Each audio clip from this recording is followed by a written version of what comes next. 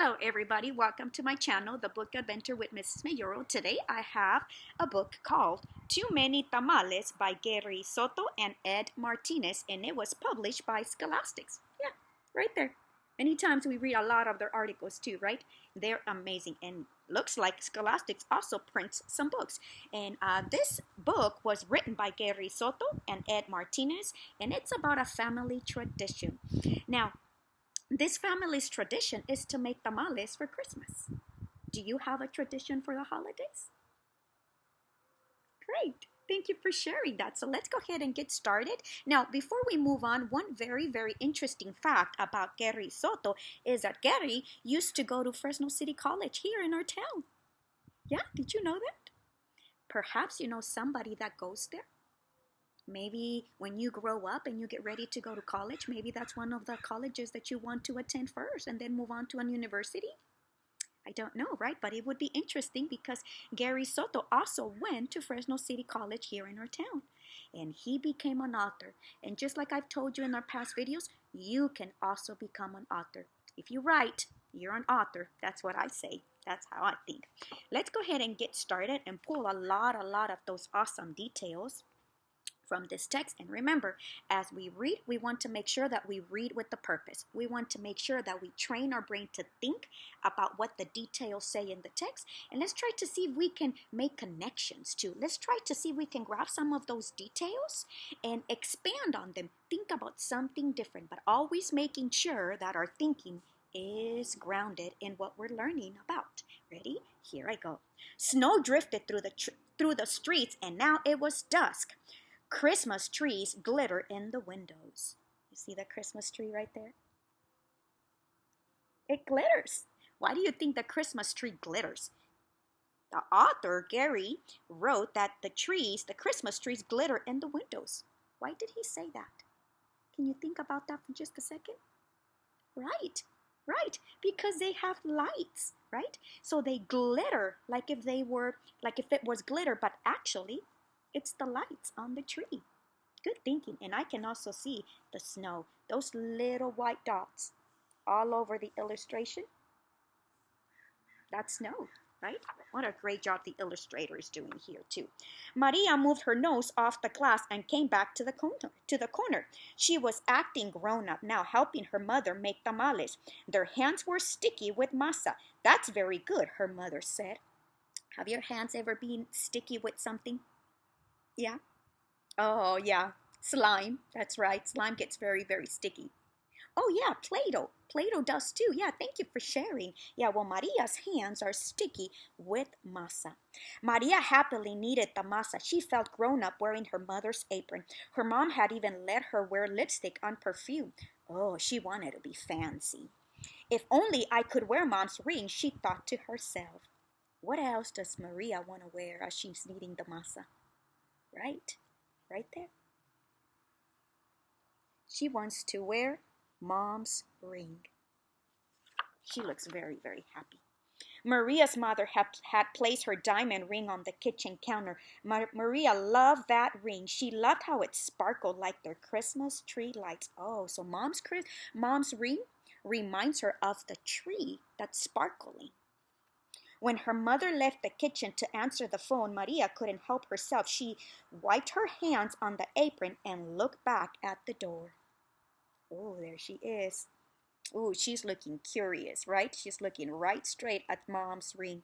Right there. Let's see what she's going to do, right? You think she's going to put it on? Yeah, I think so too, right? I'll wear the ring for just a minute, she said to herself. And you were right. She did just that. There she is, wearing mom's ring. And look how happy she looks. What a beautiful illustration. That ring sparkled on her thumb. Right there. You're doing an awesome job following along. I can tell that you have been watching some of the videos that I have uploaded. Great thinking you're doing right now. Maria returned to kneading the masa, her hands pumping up and down on her thumb. The ring disappeared, then reappeared in the sticky glove of dough. Her mother returned and took the bowl from her. Go get your father for this part, she said. So this is Dad's part right here. Then the three of them began to spread the masa onto corn husks. Maria's father helped by plopping a spoonful of meat into the center and folding the husk. He then placed them in a large pot on the stove. They made 24 tamales as the windows grew white with delicious smelling curls of steam. There we go. Ooh, look what Dad is doing. He's smelling that masa right there. Yeah. A few hours later, the family came over with armful of bright presents. Her grandparents, her uncle and aunt, and her cousins, Dolores, Teresa, and Danny. Maria kissed everyone hello. Then she grabbed Dolores by the arm and took her upstairs to play, with the other cousins tagging along after them. Are you realizing what happened here? The text is not talking about where the ring is at. You're right. I wonder what happened to the ring. Start thinking about that. Because remember how excited Maria was to wear mom's ring, and then all of a sudden the author stops writing about the ring? Something happened to the ring along these lines. Let's find out. Remember that was mom's diamond ring.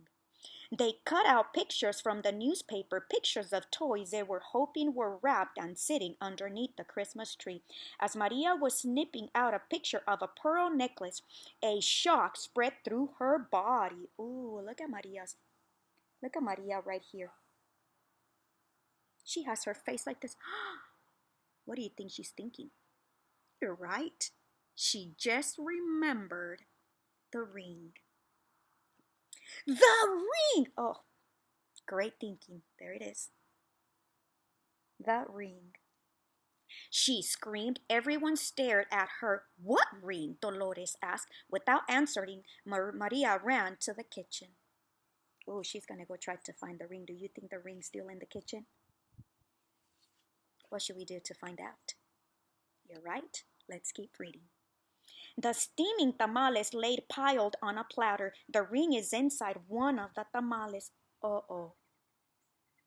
The ring was inside one of those tamales.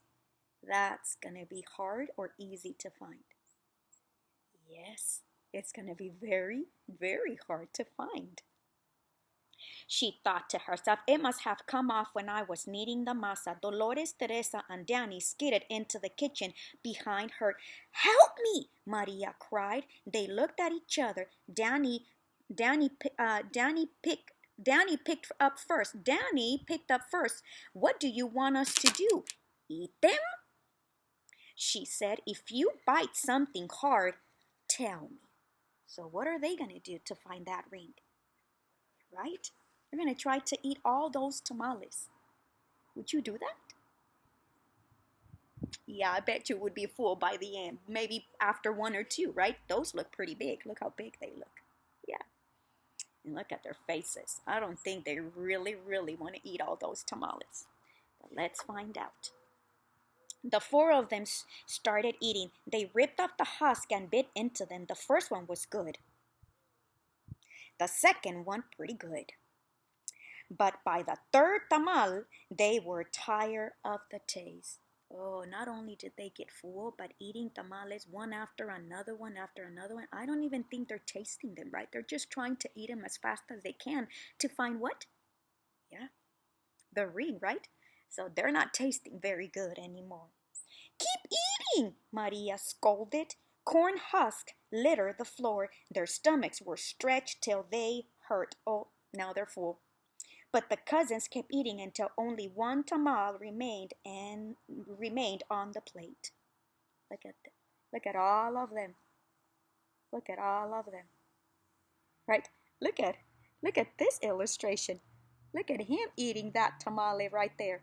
Yeah, looks like he doesn't want to eat it anymore, right? But Maria is desperate. She really, really wants to find that ring. This must be it, she said. The ring must be in that one. So there's only how many tamales left on the plate? You're right. You're following along. You know exactly what is happening. There's only one left. Do you think the ring is in there? Let's see. We'll each take a bite. You first, Danny. Danny was the youngest, so he didn't argue. He took a bite. Nothing. Oh, Danny is the youngest. He took a bite. Nothing. Dolores took a bite. Nothing. Teresa took a big bite. Still nothing. It was Maria's turn. She took a deep breath and slowly, gently bit into the last mouthful of tamal. There they are, all of them taking a bite. Now, who was the last one to take a bite? Right? Right here in the text. Uh, Dolores. Dolores. Dolores takes the very, very last bite. Let's see. Nothing. Right there. Nothing. There was nothing in there. Oh, wow. So where is it? Let's find out. Didn't any of you bite something hard? Maria asked. Danny frowned. I think I swallowed something hard, he said. Swallowed it? Maria cried, her eyes big with worry. She looked inside his mouth. Teresa said, I didn't bite into anything hard, but I think I'm sick. If she didn't bite into anything hard, but she says she's sick, why is she sick? You're right. She's full, right? Maybe she feels like her stomach is not feeling very, very well, right? It doesn't feel pretty good when your stomach is very, very full. You do feel like you are going to be a little sick, right? Let's keep reading. The ring, let me see where I left off. You see what I'm trying to do? I'm trying to very, very slowly reread until I find my place again. That's what readers have to do many times. But I think I'm sick. She held her stomach with both hands. Maria didn't dare look into Teresa's mouth. Yeah, she wasn't going to. She wanted to throw herself onto the floor and cry. The ring was now in her cousin's throat, or worse, in his belly. How in the world could she tell her mother? Oh, that's the other problem, right? Not only she cannot find the ring, but she has to find a way to tell her mom that she took the ring without asking for permission, right? Very, very important. Always ask for permission. But I have to, she thought. Oh, I'm very, very proud of her. Very, very proud of what's her name? Is it Teresa? No. Maria. That's right, Maria. She could feel tears pressing to get out as she walked into the living room where the grown-ups sat talking. Oh, there she goes. Right? She's feeling a little sad, right? Right there. She should have asked, right? She should have asked Mom. They chattered so loudly that Maria didn't know how to interrupt. Finally, she tugged on her mother's sleeve. And she pulled on Mom's sleeve. Perhaps she was saying, Mom, Mom. Or maybe she wasn't saying anything. Maybe she was just tugging on Mom's sleeve like this. We don't know, but I love how you and I are thinking on what could have happened when she approached Mom. How was she doing it? How was she trying to tell her mom? What's the matter? Her mother asked. She took Maria's hand. I did something wrong, Maria sobbed. What? Her mother asked. Maria thought about the beautiful ring that was now sitting inside Danny's belly and got ready to confess. Confess means tell the truth. That's what confess means. We always tell the truth. We always confess. Then she gasped. That's what gasp means. The ring was on her mother's finger, bright as ever. The ring! Where was the ring? That's right. It says right here that it was on her mother's finger. So all this time, Mom has it. How did that happen? Let's keep reading and see if we find out. Maria nearly screamed. Maria's mother scraped off a flake of dried masa. You were playing with it, she said, smiling gently. Oh, see, Mom knew all along. Mom knew that Maria was playing with that ring, right? That's Maria right there. Sometimes she gets called Maria. I wanted to wear it, Maria said, looking down at the rug. Then she told them all about how they'd eaten the tamales. Her mother moved the ring a little on her finger. It winked a silvery light. Maria looked up, and Aunt Rosa winked at her too. They're winking at her. I wonder why. Well, it looks like we all have to cook up another batch of tamales, Rosa said cheerfully. So they're not upset, right? I think the reason why they're not upset it's because Maria confessed, right? She went up to her mom and said, "Mom, I have to tell you something." So I think mom was very, very proud. So remember, always, always tell the truth. Sometimes we have to be very, very brave and tell the truth, right?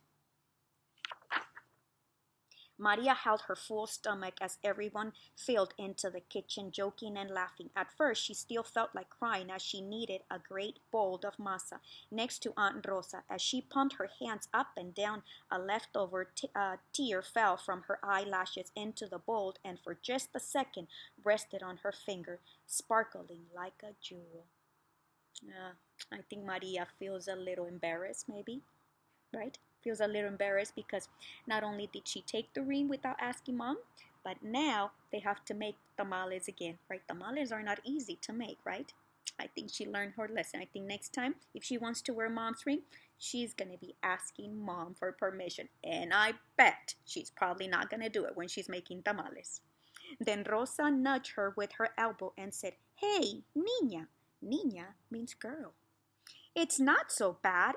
Everyone knows that the second batch of tamales always tastes better than the first, right? When Dolores, Teresa, and Danny heard that from the other side of the room, they let off a groan the size of 24 tamales. Oh, that's what groan means, right? They're full. Remember, they ate all the tamales? I don't think they want another one. Then Maria couldn't help herself. She laughed, and pretty soon everyone else was laughing, including her mother. And when Maria put her hands back into the bowl of masa, the leftover tear was gone. Okay? Did you like this story? Yeah, it was about the tradition of a family, a holiday tradition. Now, what's your tradition?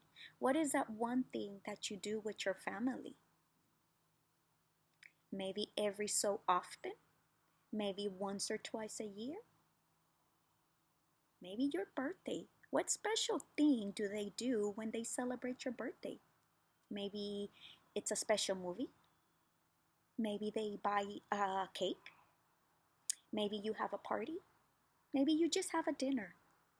I'm not sure what your special tradition would be, but what writing activity could you do after reading this book or after listening to this book? You could write about the problem that Maria had. Remember the problem that Maria had? You're right. She wanted to wear mom's ring when she was making tamales, right? When she was kneading the masa, and the ring got lost, right? At least that's what Maria thought. Maria was thinking that. But actually, her mom took it. Maybe you want to write about when did mom take the ring, right? Here, it doesn't say that. If we go back and we try to find a page that talks to us about when did Maria's mom take the ring, at what point in the story, we're not going to find it. Maybe you want to write about that. When and how did Maria's mom take the ring? Because apparently she knew all along, right? She knew Maria had taken the ring and she was playing with it. What do you think? Maybe you want to talk about Danny. How he felt in the story when he had to eat all those tamales. Maybe you want to talk about the lesson that Maria learned, right? There's a lesson here to be learned. What's that lesson? Or maybe you want to talk about a lesson that you learned. There's many, many things that you can write about based on this book, right? Think about. What would you like to write about after reading and listening to this book? You can read this book right along with me if you just go back and you replay this video. Right? Yes. That's the great thing about the videos, right? You can always go back and listen to them one more time or just read them with me, right along with me. So think about what writing activity would you be doing after listening to this story. I know it's going to be a great one. And always remember, you can write about it, you can draw a picture, If you draw a picture and you can label your picture as well. Drawing a picture is also a form of writing.